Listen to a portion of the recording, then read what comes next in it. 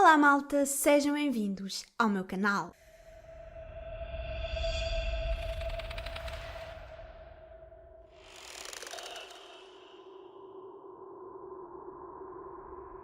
Hoje eu vou falar-vos do caso da Nikki Whitehead, uma mulher que foi assassinada pelas próprias filhas gêmeas e ela basicamente só queria o bem delas e que elas tomassem um rumo na vida, que tivessem um futuro bom, mas digamos que as filhas não estavam muito viradas para esse lado, as filhas não queriam muito, e vocês vão perceber porquê.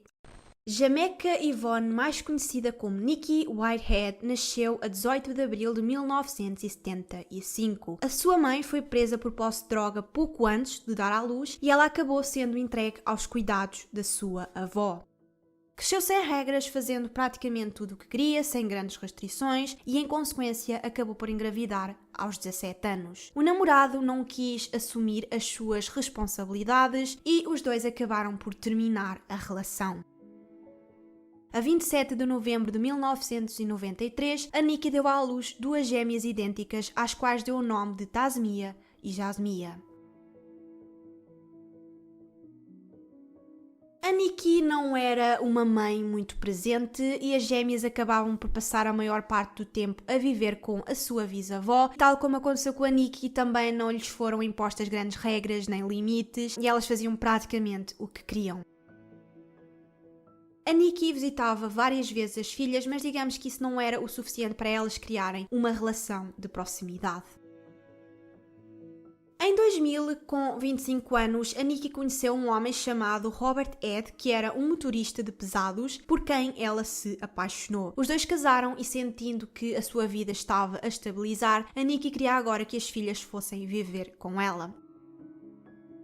As gêmeas imploraram para que ela as deixasse continuar a viver com a bisavó, porque era ali que elas gostavam de estar, era ali que tinham os amigos, que iam à escola, mas a Nikki estava decidida e queria mesmo que as filhas fossem viver com ela para terem mais estabilidade e tomarem um rumo na vida diferente daquele que ela tinha tomado.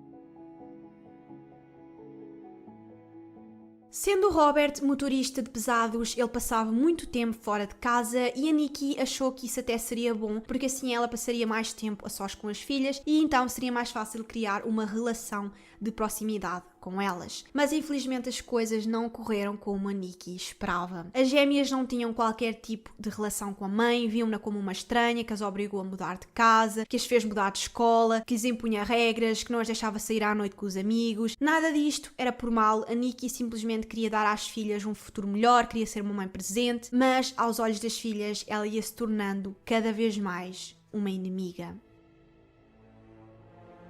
A Tasmia e a Jasmia iam se tornando cada vez mais agressivas com a mãe e com o tempo a Nikki passou a ter medo das próprias filhas. Elas agrediam-na com socos, pontapés, chapadas, empurrões e certo dia a Nikki terá ligado aterrorizada a um amigo a dizer que estava fechada na casa de banho e que as filhas a queriam matar.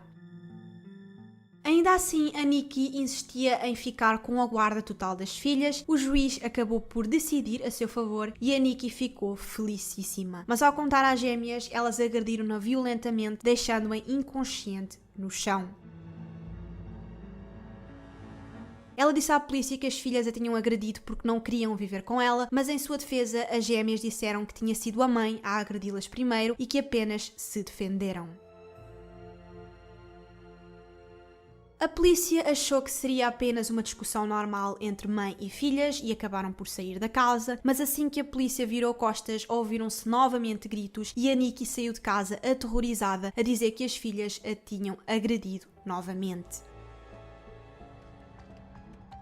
A 13 de janeiro de 2010, ao chegarem da escola, a Tasmia e a Jasmia repararam que a casa estava mais silenciosa do que o normal. A luz do quarto delas estava acesa e na cozinha existia uma enorme poça de sangue. Ao andarem mais uns passos, elas encontraram a mãe morta na banheira. Tinha levado cerca de 80 facadas, sido estrangulada e levado várias pancadas na cabeça. Ao chegarem ao local, a polícia deparou-se com um cenário macabro e, em anos de carreira, muitos deles disseram que nunca tinham visto nada tão horrendo. A casa estava completamente revirada, toda desarrumada, existia sangue por todo o lado, praticamente em toda a casa. Tudo levava a crer que a pessoa que tinha assassinado a Nikki sentiu prazer em vê-la sofrer e a Nikki tinha lutado pela vida com todas as suas forças. A polícia questionou vários vizinhos e um deles acabou por dizer que terá ouvido gritos pela manhã e alguém a bater na sua porta, mas como era bastante cedo e ele estava na cama, ele pensou que fosse a sonhar e não se levantou. Esse mesmo vizinho tinha câmaras de vigilância instaladas na sua casa e essas imagens poderiam ajudar a polícia a perceber o que terá acontecido, só que ao analisarem essas imagens, a câmara estava a filmar no ângulo contrário.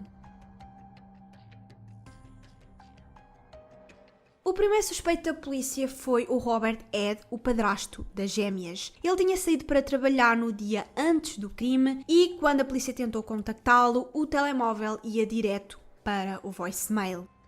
A polícia achou este comportamento bastante estranho e então eles decidiram entrar em contacto com a empresa para a qual ele trabalhava e acabaram por conseguir confirmar que na hora do suposto crime ele estava longe, portanto não seria ele. Entretanto, mais tarde eles conseguiram entrar em contacto com ele e ao receber a notícia ele ficou chocado. Com o Robert fora da lista de suspeitos, a polícia perguntou às gêmeas se elas sabiam se a mãe tinha segredos, inimigos ou alguém que lhe pudesse querer mal e as gêmeas acabaram por dizer que a mãe tinha 2 namorados e era possível que um deles tivesse descoberto e se tivesse vingado. Ela terá discutido com um tal de Joey e então a polícia decidiu falar com esse Joey e ao receber a notícia ele disse que sim, era verdade, tinham discutido, a Nikki tinha vindo até ao seu apartamento na noite antes do crime e os dois tinham terminado a relação. Ela tinha saído furiosa do seu apartamento, mas ele não sabia de mais nada e não tinha sido ele a cometer o crime.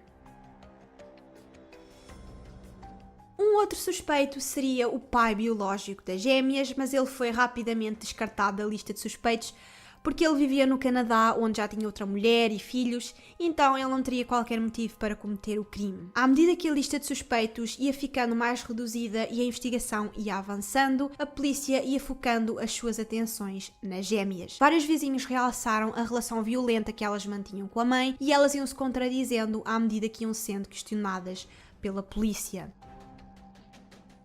Elas disseram que quando entraram em casa estava tudo silencioso e que não notaram nada de estranho, mas isso não fazia sentido porque ao entrar-se na casa sentia-se de imediato no ar o cheiro a sangue. Outra coisa que chamou a atenção da polícia era que, apesar de existir sangue por praticamente toda a casa, os lavatórios estavam limpos, o que levava a crer que alguém teria tentado limpar a cena do crime, mas depois terá reparado que era impossível porque existia sangue por todo o lado e terá desistido. No armário do quarto das gêmeas foram encontrados vários pares de sapatos sujos de sangue e debaixo da cama da Tasmia foi encontrada uma caixa de cartão onde estava um par de botas sujas de sangue e dentro de uma dessas botas estava um tufo de cabelo embrulhado num guardanapo. Ao serem interrogadas pela polícia, elas disseram que saíram de casa pelas 8 da manhã, perderam um autocarro que as levaria à escola, mas ao invés de voltarem atrás e pedirem à mãe que as levasse à escola, elas decidiram ir a pé. Disseram que chegaram à escola à hora normal e não faltaram a nenhuma aula e que foi ao voltarem para casa que encontraram a mãe morta na banheira. Uma coisa que chamou bastante a atenção dos investigadores era que durante o tempo todo as gêmeas estavam a usar luvas. E quando a polícia lhes pediu para elas retirarem as luvas, uma das gêmeas tinha uma mão completamente arranhada e um dedo cortado, mas ela justificou-se dizendo que tinha feito aqueles ferimentos ao discutir com a irmã. Uma das gêmeas foi apanhada pela polícia a morder o próprio braço e, quando questionada, ela disse que era um tico nervoso que mordia o braço quando se sentia nervosa, mas a polícia achou aquele comportamento muito fora do normal e então decidiram comparar a marca da dentada no braço da gêmea com a dentada da Nikki e encaixava na perfeição. Foram encontrados pelos nos dentes da Nikki que terão sido arrancados durante a mordida e a gêmea a morder o próprio braço não era um tique nervoso e sim ela a tentar colocar novas marcas de dentada por cima da dentada existente. Um detetive acabou por sentir bastante compaixão, bastante pena delas e perguntou-lhes o que poderia fazer por elas para as consolar e a resposta delas foi que gostavam muito de ver um episódio da série CSI. Eu pessoalmente acho que uma pessoa depois de se deparar com um crime horrendo daqueles, de ver a mãe naquele estado, acho que a última coisa que quer é pensar em crimes e acho que o que quer é tentar esquecer aquilo que viu e não ver uma série onde vai haver sangue e tipo, é estranho, tipo, estão a ver? Portanto, esta resposta apenas fez levantar ainda mais suspeitas sobre elas. A polícia já não tinha dúvidas de que a Tasmia e a Jasmia estariam envolvidas no homicídio da própria mãe e a forma mais fácil de as fazer confessar era tirando-as da sua zona de conforto, separando-as e interrogando-as separadamente. Ao serem interrogadas sem a companhia uma da outra, as lágrimas desapareceram e, ao serem confrontadas com as mentiras, elas tornaram-se agressivas nas respostas. Apesar de tudo, apesar da polícia ter quase 100% de certeza de que elas seriam as responsáveis, não existiam evidências nem provas concretas e sem essas provas a polícia não tinha outra solução senão libertá-las. Nos 4 meses seguintes, elas foram viver com a sua bisavó e fizeram a sua vida completamente normal, foram à escola, saíam com os amigos e foram até a um baile de formatura. Mas enquanto isso, a polícia continuava a encontrar evidências que as colocavam no local do crime. Foi encontrado sangue de uma delas num vaso que terá servido como arma do crime. Não foi possível perceber de quem era o sangue ao certo, porque como elas eram gêmeas idênticas, o ADN é bastante parecido e então não dava para perceber de quem era o sangue exatamente. E foi também encontrado na casa um diário onde elas escreviam mensagens uma à outra e era possível ver que elas tinham premeditado o crime com vários meses de antecedência. As duas foram presas, acusadas do homicídio da própria mãe. Elas alegaram ser sempre inocentes, até que a 12 de julho de 2013, no dia do julgamento, elas decidiram finalmente falar. De acordo com as gêmeas, na noite anterior ao crime, a mãe estava completamente alcoolizada e discutiu violentamente com elas.